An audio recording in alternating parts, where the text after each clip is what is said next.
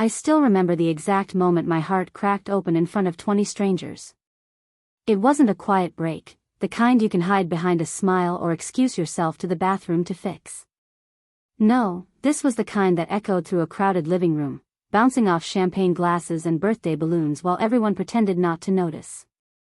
Before we jump back in, tell us where you're tuning in from, and if this story touches you, make sure you're subscribed, because tomorrow, I've saved something extra special for you. His name was Ryan, and for 11 months, I thought I knew what we were building together. I thought the late-night phone calls meant something. I thought the way he held my hand under restaurant tables, the way he laughed at my terrible jokes, the way he looked at me when he thought I wasn't paying attention, all of it, I thought it added up to love. Or at least something close to it. But that night, standing in his best friend's apartment with string lights casting shadows across the walls and a chocolate cake melting under the heat of too many candles, I learned that assumptions can shatter faster than glass.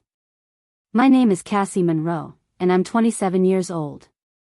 I work as a graphic designer for a small marketing firm in Portland, the kind of job where you spend half your day in coffee shops pretending the noise helps you focus.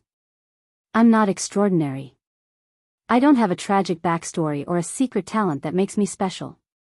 I'm just someone who believed in love a little too easily, someone who thought that being kind and present and loyal was enough to earn the same in return. The party was at Marcus's place, Ryan's college roommate who still acted like he was 21 even though he was pushing 33. The apartment smelled like beer and cologne, and the music was just loud enough that you had to lean in close to hear anyone speak. I had spent an hour getting ready that evening, curling my hair the way Ryan once said he liked, wearing the green dress he'd bought me for our 6-month anniversary. I even brought a gift I'd spent weeks planning, a vintage vinyl record of his favorite band that I'd hunted down on 3 different websites. When I walked in, Ryan was already surrounded by people, his arm draped casually over the back of the couch, laughing at something Marcus had said. He looked good. He always did. Dark hair slightly messy in that effortless way, a fitted black shirt that made his eyes look even bluer under the dim lighting. When he saw me, he smiled, that same smile that used to make my stomach flip, and waved me over.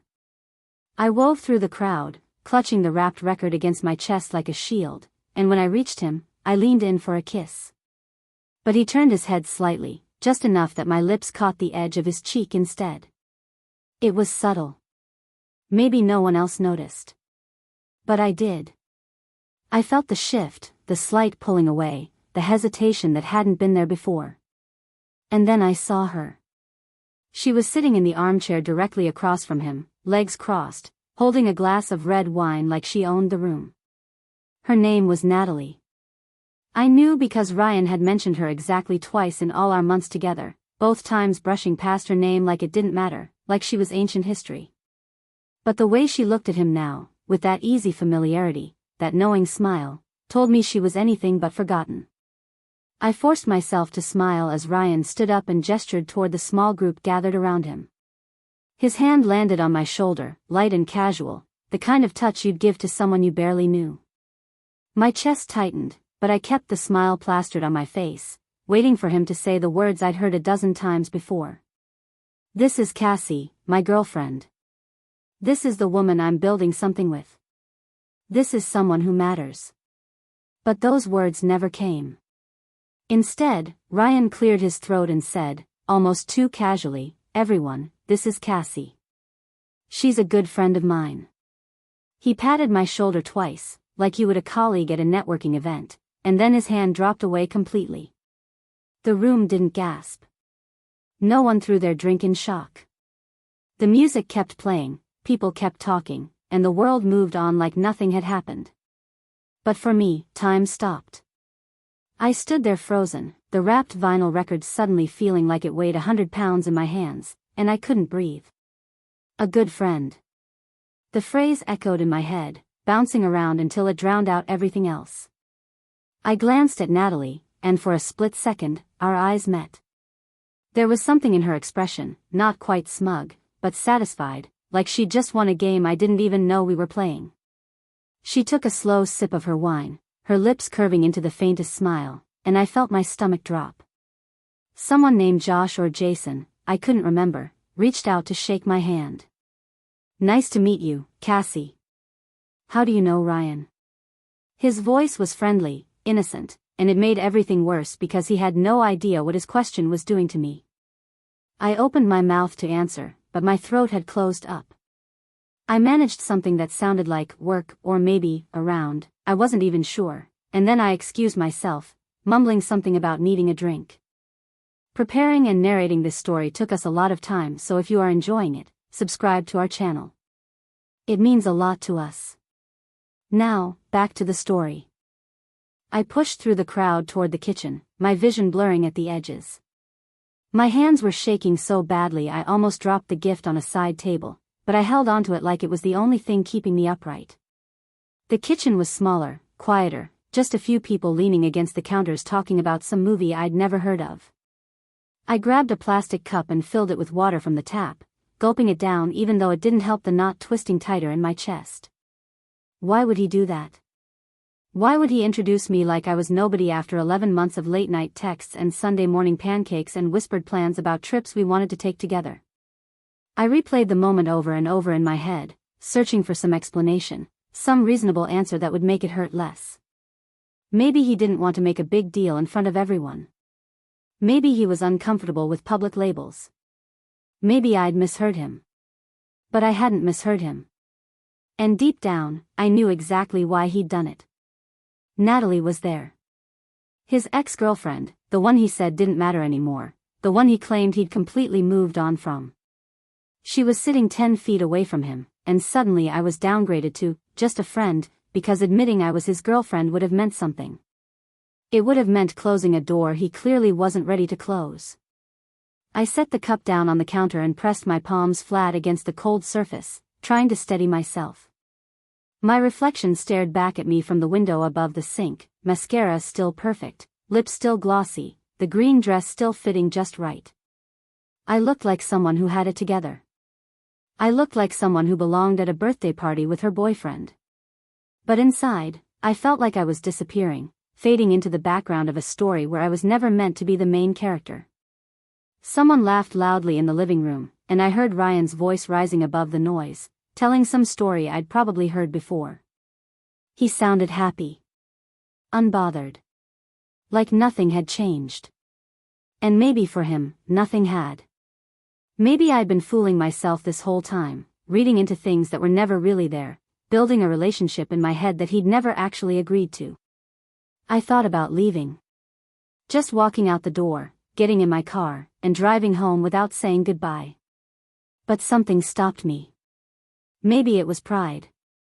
Maybe it was the need to understand.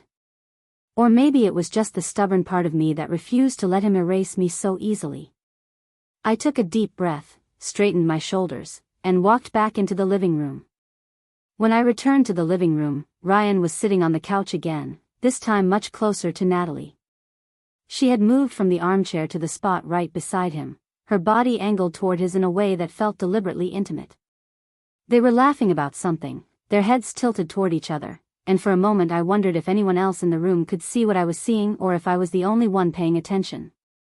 I stood near the doorway, still holding that stupid wrapped record, watching the man I thought I knew transform into someone I didn't recognize. He touched her arm while he talked, just a brief brush of his fingers, the kind of casual contact that could mean nothing or everything depending on how you looked at it. But I knew. I'd been the recipient of those touches for almost a year. I knew exactly what they meant. Marcus appeared beside me, holding 2 beers and grinning like he'd just won the lottery. Cassie, right? You want one? He extended a bottle toward me, and I took it even though I had no intention of drinking it. I just needed something to do with my hands, something to make me look less like I was about to fall apart in the middle of his birthday party for Ryan. Thanks, I managed, my voice coming out steadier than I expected. Marcus leaned against the wall, oblivious to the tension coiling inside me. So how long have you and Ryan been friends? He asked, and the word friends hit me like a slap. I wanted to correct him. I wanted to say we weren't friends, that I'd spent 11 months believing we were building something real, that I had a drawer full of his t-shirts at my apartment and a toothbrush he kept at mine. But instead, I just smiled and said, "A while." He nodded, taking a swig of his beer. Ryan's a good guy. Bit of a mess sometimes, but solid, you know? I didn't know what to say to that, so I just hummed in agreement and pretended to be interested in the conversation happening across the room. But my eyes kept drifting back to Ryan and Natalie. She was showing him something on her phone now, and he was leaning in close, their shoulders pressed together. She said something that made him throw his head back and laugh, that full-body laugh he used to save for me. I felt something crack deeper inside my chest, like a frozen lake giving way under too much weight. This wasn't just about being introduced as a friend. This was about being erased. About standing in a room full of people who had no idea I existed in any meaningful way to the man I'd been sharing my life with. And the worst part, the part that made my hands tremble around the beer bottle, was that he didn't seem to care. He wasn't sneaking glances at me to make sure I was okay. He wasn't coming over to explain or apologize or even acknowledge that something had gone terribly wrong. He was simply existing in a world where I didn't matter, and he was perfectly comfortable there. Natalie touched his knee, letting her hand rest there for a beat too long, and I watched Ryan's face for any sign of discomfort, any indication that he would pull away or redirect the conversation or remember that his supposed girlfriend was standing 15 feet away watching this entire scene unfold. But there was nothing. He just kept smiling, kept laughing, kept leaning into her space like it was the most natural thing in the world. I don't know what possessed me to walk over. Maybe it was desperation. Maybe it was denial. Or maybe it was just the part of me that refused to be invisible anymore. I crossed the room, weaving between clusters of people, and stopped directly in front of where they were sitting. Ryan looked up, his expression shifting to something I couldn't quite read, surprise maybe, or annoyance that I'd interrupted. "Hey," I said, trying to keep my voice light even though my heart was hammering against my ribs. "Can we talk for a second?" Natalie's eyes flickered to me, then back to Ryan, and I saw something pass between them, some silent communication I wasn't privy to. Ryan hesitated, glancing at his watch like he had somewhere more important to be, and that hesitation told me everything I needed to know. Yeah, sure," he said finally, standing up. But he didn't move away from the couch. He didn't guide me towards somewhere private. He just stood there, waiting, like whatever I had to say could be handled right here in front of everyone. I felt Natalie watching us, her wine glass raised to her lips, and I realized with sudden, crushing clarity that this was exactly what she wanted. She wanted to see me humiliated. She wanted to watch me fight for something she'd already won. I swallowed hard and forced myself to meet his eyes. "Why did you introduce me like that?" My voice came out quieter than I intended, almost swallowed by the music and chatter around us. Ryan's jaw tightened, and he glanced over his shoulder at Natalie, who was now pretending to be absorbed in her phone but clearly listening to every word. "Like what?" he asked, and the casual confusion in his tone made my stomach turn. He knew exactly what I was talking about. He had to know. But he was going to make me say it out loud, make me spell out my own humiliation in front of witnesses. "As a friend," I said, my voice breaking slightly on the last word. "You called me your friend, Ryan. After everything." His expression hardened, and he took a step closer, lowering his voice. "Cassie, come on. Don't do this here. It's my birthday. Can we not make a scene? Don't make a scene." As if I was the one who had created this mess. As if I was being unreasonable for wanting to understand why the person I loved had just erased our entire relationship with 2 careless words. I felt heat rising in my chest, anger mixing with hurt in a way that made it hard to think straight.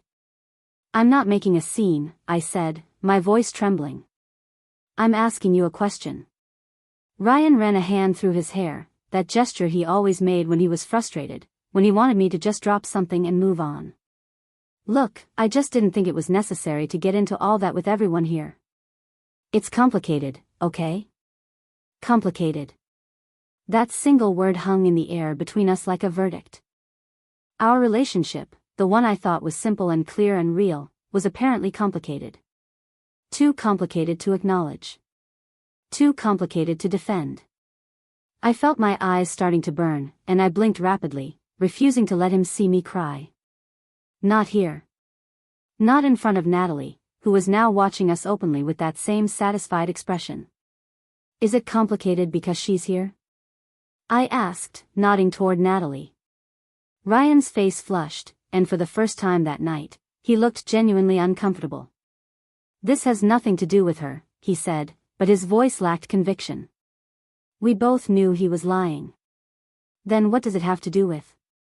I pressed, my voice rising despite my efforts to stay calm. Because from where I'm standing, it looks like you're ashamed of me. Like you don't want her to know we're together. Ryan glanced around the room, clearly aware that a few people had stopped talking and were now watching us with thinly veiled interest. He grabbed my arm, not roughly but firmly, and tried to steer me toward the hallway. Can we please talk about this later? You're being dramatic. I pulled my arm free, stepping back from him. I'm being dramatic? You just pretended I don't exist, and I'm the one being dramatic?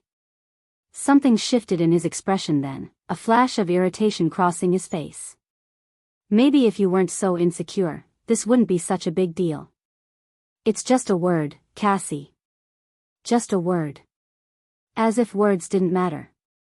As if the language we use to describe each other wasn't the foundation of everything we build together. I felt something inside me finally snap, that last thread of hope I'd been clinging to breaking cleanly in two. I looked at Ryan, really looked at him, and saw someone I didn't recognize anymore. Maybe I never truly knew him at all. Maybe I'd been so busy falling in love with the idea of us that I'd missed all the signs pointing to this exact moment. I took a deep breath and felt a strange calm settle over me, the kind that comes when you finally stop fighting against the truth. You're right, I said quietly. It is just a word. And so is goodbye. I turned and walked toward the door, still clutching that vinyl record I'd spent weeks hunting down. Behind me, I heard Ryan call my name, but his voice sounded distant, like it was coming from underwater. I didn't turn around. I didn't give him the satisfaction of seeing my face crumble or hearing me beg for an explanation that would only hurt more. When I stepped outside into the cool night air, I finally let the tears come. They streamed down my cheeks as I walked to my car, and I sat in the driver's seat for a long moment, staring at the wrapped gift in my lap.